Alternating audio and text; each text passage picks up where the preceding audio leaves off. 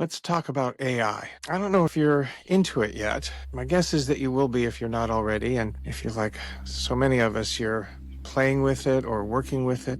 This is not an anti-AI screed, nor is it promotional. I want to talk about authenticity and AI. What it is to be authentic and to see reality in a world that will become, over the next very short period of time, dominated by artificial intelligence. Just last week, Google released a new video capability that allows you to invent people and who are talking in short little clips, but you can put them together in a whole sequence, and one can now easily create a completely alternative reality that's reasonably realistic. And all sorts of other developments are going on in AI that are both exciting and terrifying. They're exciting to me because they open up new possibilities in science and philosophy and psychology and art and creativity of all sorts. I think there's a lot of potential for AI, and there's a lot of potential for catastrophe. One of the great catastrophes that might await us if we're not careful is the lack of contact with each other and with what it is to be human and what it is to be real. And so this goes both ways. It's both discerning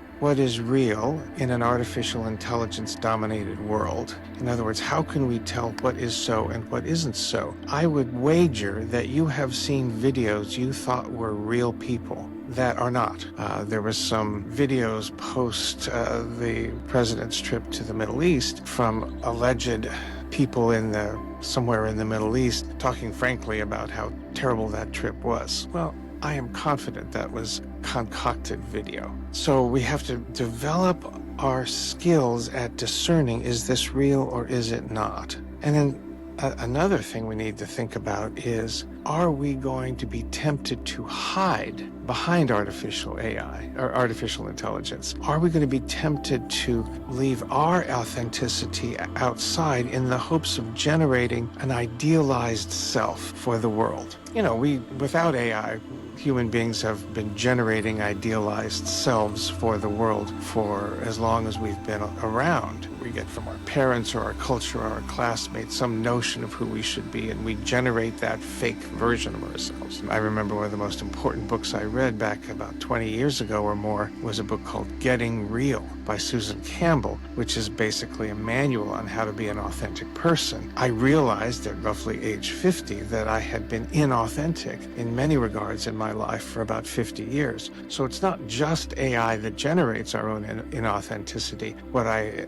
think we need to be concerned about is that it might accelerate our capacity to hide behind masks we want to show the world. So that's another piece we need to be careful about if we're going to keep it real. And then another dimension is we're going to need to really seek out authentic experiences. I'm heading out to ecstatic dance, as my partner and I do once or twice a month. It's an authentic experience. It's not some sort of virtual reality. It's between 60 and 80 people losing ourselves in music and movement and community. And it's authentic. It's absolutely real. People from 1 year old to 85 or 90 years old, all moving in our own unique ways, stepping into our unique modes of expression. Live performances in music are going to become more important. Live theater, tactile experiences of each other, seeing each other in person. My partner and I are going to be generating a mentorship. She's a functional medicine physician, and I do what I do, and we're going to be doing mentorships. And we were just talking about it yesterday, and it's quite clear that some dimension of it for some people is going to need to be in person,